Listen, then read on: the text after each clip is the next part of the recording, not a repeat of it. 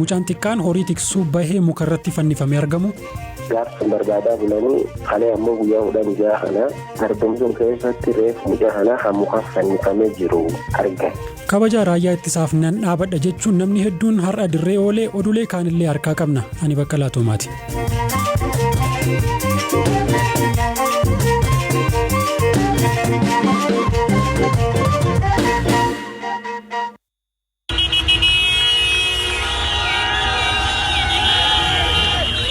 Kadhageessan kun guyyaa har'a magaalaa Finfinnee keessatti jiraattonni magaalattii waamicha ministeera muummee Abiyyi Ahmad hordofuun wayita deeggarsaa fi kabaja raayyaa ittisa biyyaa kan kaaba Itoophiyaatti humna naannoo Tigraayin lolaa jiruuf qaban ibsatanidha.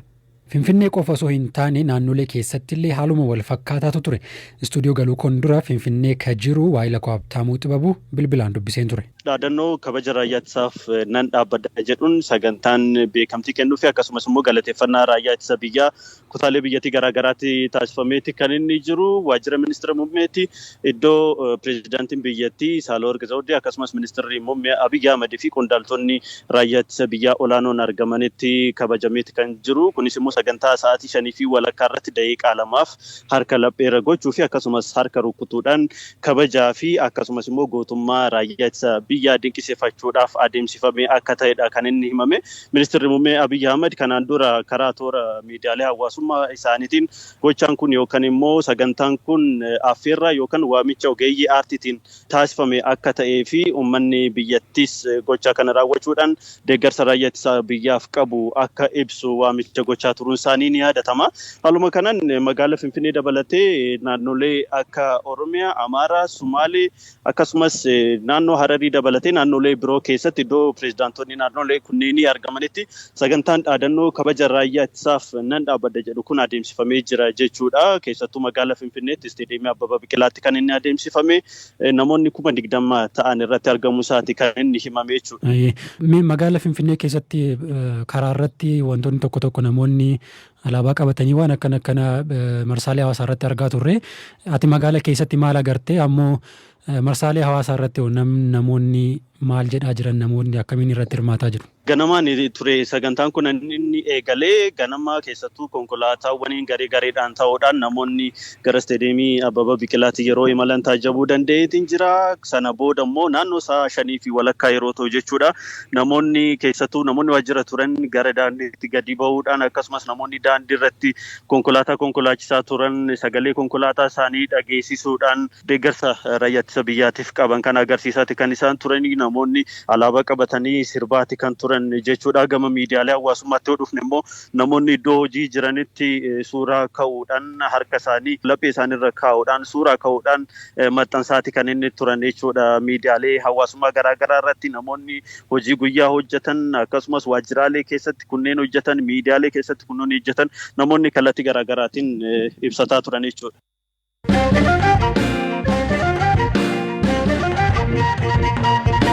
Kaayitaanutti wayita ceenu abbaan alangaa waliigalaa Itoophiyaa dhaabbilee daldalaa abbummaan isaanii ka TPLF jedhe 34 herreegni baankii isaanii bakka jiru hundatti akka hin sochoone uggure. Dhaabbileen kunneen yakka garaagaraa keessatti hirmaachaa akka jiran ka agarsiisu ragaa gahaa argadheeras jedheera. Aslii Galgaloo dabaltee isinitti himti. Dhaabbatee ijaarsaa Sur Construction jedhamu dhaabbatee hojii daldala meeshaalee ala galchuu fi jumlaan gurguru gunnaa warshaa oomishaa huccuu almaadaa warshaa simintoo masaaboo hojii geejjibaaf daldala alaarratti xiyyeeffachuun kan hojjetu dhaabbatee Trans Itoophiyaa jedhamu kanneen qoqqobaman keessatti argaman. Kan malee dhaabbatee oomisha qorichaa Addis Pharmaceutical dhaabbatee misooma albuuda Izaanaa qaam konkolaatota gurguddoo kan ala galchuu fi hawalii suphuu dhaabbat Masfiin Industrial Engineering Baaseen Salaam akkasumas dhaabbatee Manxasaa Meeggaa jedhamu kanneen uguraman keessatti argaman. Ibsi abbaa alangaa jedhuutti dhaabbileen kunneen haleellaa sabirraatti xiyyeeffatanii fi yakkii shokorkeessummaa akka raawwatu TPLF deeggarsa maallaqaa gochaa akka turan raagaan argama. Kan malee yakkii gibir dhosuu fi malaamaltummaa keessaa qooda qabaachuu raagaleen agarsiisan argama. Dhaabbileen qoqqobaman kunneen biyya keessatti maallaqa guddaa ta'e kan sochoosan yoo ta'u, dinagdee biyya keessatti qoodii isaa salphameeti. Ugurra dhaabbata kanaa wal qabatee mootummaa naannoo Tigraay irraa wanti dhaga'ame hin jiru. Dhaabbileen kun duraan TPLF jalaa bula.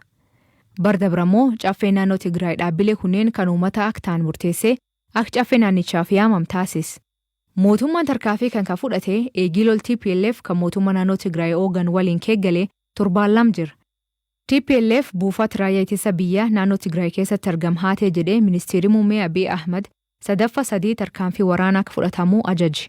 Tarkaanfii waraanaa fudhatamaa jira laatti tarkaanfiiwwan siyaasaa garagaraatti fudhatamaa jira.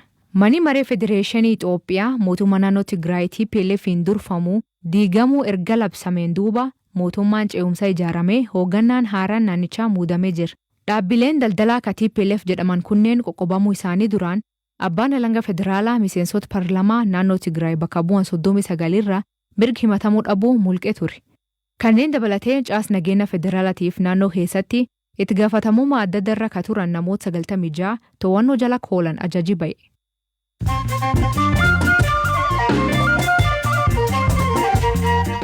raadiyoo BBC Afaan Oromoo dhaggeeffataa jirtu gidduutti immoo oduu gaggabaaboon isinitti hima. Waraana guyyaa har'aa Tigraay keessatti gaggeeffameen raayyaan ittisa biyyaa Itoophiyaa naannolee bahaa fi lixa Tigraay to'ateera jedhee koreen labsii yeroo hatattamaa raawwachiisu. Gama bahan raayyaa guutumaan guutuutti to'achuun Maqaleetti dhiyaachaa jiraachuu fi lixarraan immoo daannoo ciccimoo jijjigsuun Shiree to'atee gara Aksuumitti susukaa akka jiru ibsichi himeera. Jabuutiin lolli Itoophiyaatti dhalate karaa mariin akka furamu waamicha dhiyeessite. Jabuutiin biyyoota reefu lolli mootummaa federaalaa fi hoggansa naannoo Tigraay jidduutti dhalate karaa nagaan akka furamu waamicha dhiyeessan keessaa tokko. Guyyaa kaleessaa Keeniyaan waamicha wal fakkaataa dhiyeessuun ni yaadatama. Dho'iinsa boombii mana nyaataa Moqodishootti argamutti mudate namoonni 6 ajjeefaman. Mana nyaataa magaalaa guddoo Somaaliyaa keessatti argamutti namni boombii hidhate dhoosuun erga of ajjeese booda namoonni 6 du'anii 5 ammoo madaa'anii jiru. Loltoonni Al-Shabaab haleellaa kana nutu qindeesse jedhan. Hoggantoonni Feesbuukii fi Tiwiitarii Seeneetii Ameerikaa duratti irra deebiin gaaffiif dhiyaatan. Hoggantoonni kunneen Odeessaa ilma Joo Baayiden ilaalchisuun filannoo dura ba'ee akka itti raabsanii fi akkaataa barruuwwan Doonaald Tiraamp maxxansaa turan irratti gulaallii dhiyeessan irratti gaaffiin dhiyaateeraa fi dhaabbileen Maark Zuukarbargii fi Jaak Doorsiin durfaman kunneen irratti to'annoon cimaan taasifamuu qaba jechuun Joo Baayiden dubbataniiru. Tiraamp walharkaa fuudhiinsa aangoo haguma harkisaa deemaniin lubbuun namoota hedduu darbuun itti fufaa jedhan Joo Baayiden. Bulchiinsi Doonaald Tiraamp bulchiinsa haaraa dhufaa jirutti danqaa ta'uu itti fufnaan koronaa vaayirasiin namoota hedduu galaafachuu danda'a jedhaniiru. Oduuleen gaggabaaboo isaan kanneen.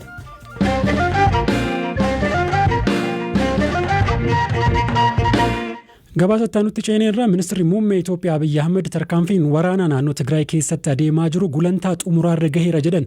Guyyoota 3 darbaniif humni addaa fi milishaan naannoo Tigraay karaa nagaa akka harka kennatan yeroon kenname ture xumurameera. Guyyoota itti aanan tarkaanfii xumuraa fudhanna jedhaniiru. Kuni kanaan osoo jiru namoonni sababa lola kanaatiin qeerraa buqqaa'uun itti fufeera. Walitti bu'iinsa naannoo Tigraayitti adeemaa jiru kanaan Itoophiyaan rakkoo namummaa guutuutti akka kuftu godhaa jira jechuun UN akeekkachiiseera. Akka dhaabbanni kun jedhutti haga yoonaan lammiileen 30,000 ol ta'an lola kana baqachuun gara Sudaan ce'aniiru. Gabaasa dabalataa yaadataa biraanuu tarkaa qaba.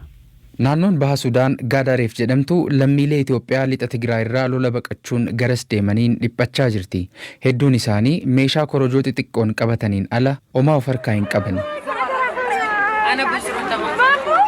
Lubbuu keenyatu caala jennee kotte nu baasi jennee jedhu.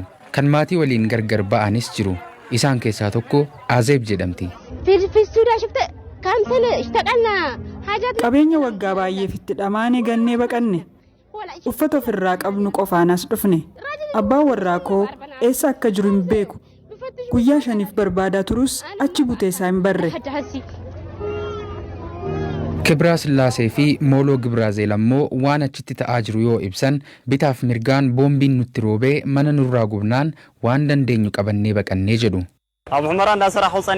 Gama lamaan boombiin haleelamaa turre. Gama naannoo Amaaraa fi Eertiraatiin. Sa'aatii 4 lafoo deemnee gara kanatti baqanne. Loltoonni galanii mana keenya nurratti gubanii harka qullaa nu hambisanii sanaaf gara Sudaanitti baqanne. Muummichi ministeeraa Abiy ergaa barreeffama Tiwiitara gubbaa kaa'aniin lammiileen keenya gara biyyoota ollaatti baqachaa jiran gara biyyaatti yoo deebi'an simachuudhaaf qophiidha jedhani. Namoonni nagaa kun hanga deebi'anitti qabeenya isaanii eeguuf akkasumas yoo deebi'an ammoo karaa raayyaa ittisa biyyaatiin gargaarsa namoomaa gochuuf qophiidha jedhaniiru itti dabaluun. Sudaan gamasheetiin warreen gara kootti baqatan harka baneen simadhaa jettee jirti. Aangawoonni naannoo baqattoonni kun itti deemaa jiranis haga danda'aniin bakka baqattoonni itti qubatan qopheessuutti waxalamanii jiru.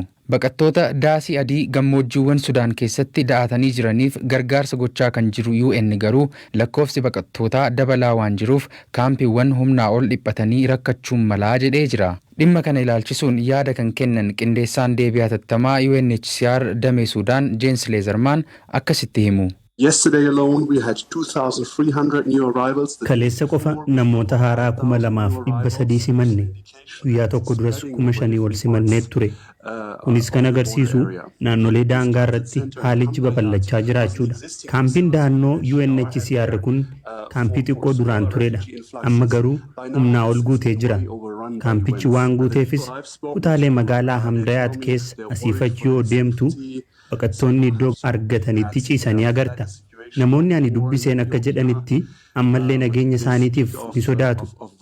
Asittis waan nurra ga'a jedhanii waan sodaataniif bibirrachaa jiraatu.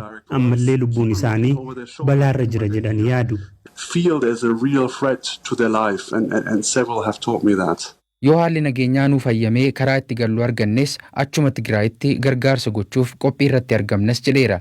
Eejensiin baqattootaa UNHCR.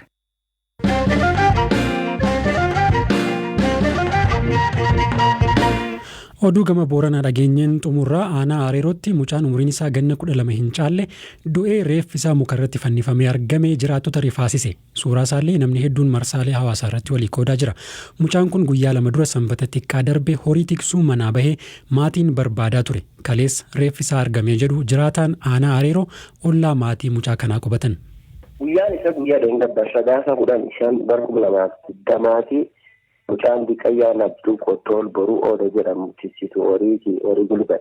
Eegi mucaan kun horii gulba'ee mucaa kanaa hin dhabanii gaafsan barbaadaa bulanii halee ammoo guyyaa 16 kanaa argamsuun keessatti reefu mucaa kanaa hamuka fannifamee jiru argan.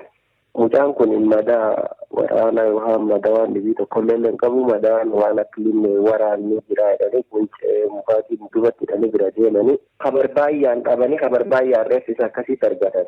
Eegi argani warri gama biyyi bulchuulleen warra booshaneetti jedhee dubbata warri kaalleen ammoo nuuni mucaa sun nama akkas godhin garreedha qilleensi gubbaatti kanneen babarreessan iddoo arganii. Maatiin mucaalleen ammoo nam mucaa keenya kan godhin beeknu jedhanii mucaa kana tas guddaa namni ciftiniyyuu walirraa mormatuun bifa hama kanaan ijjeessanii argamee malee agammaatti kanaa jedhanii beekametti adda baay'ee hin jirtu. Dhimma kana irratti ka dubbisne bulchaa itti aanaa hariiroo Abguyyoo Qaallichaa hojiif adaamaa jiraachuu dubbatanii waan quba qabanirraa kana nuuf himan. Daa'ima wayii aanaa fe'in gandireenjii keessatti qalee mukaa fannifamee reeffi argamee jira. Torbaan dabre keessa daa'imni sun akka abaa'oo shaneetiin wal arge. Galee isaaniin gaafa duuboo galchan himte jijjeemnaa waan jedha gaafasi itti wannecha baasee waan jedhaallee dubbatanii egaa mana achi hin jiru hagam daraa dhugummaan beeku warri achi jiraa jiru qorachuu jira achi hin jiru.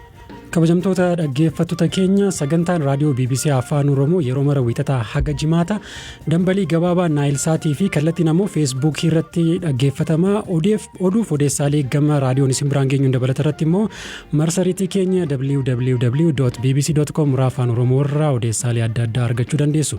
Fuula feesbuukii keenya illee daawwattan akkasuma odeeffannoo dabalataa irraa argattu. Bor sagantaa biraatiin walitti deebina kanarraa akka qopheesse yaadataa biraanuti kan isin biraan gaheen bakka laatooma. Horaa bulaa.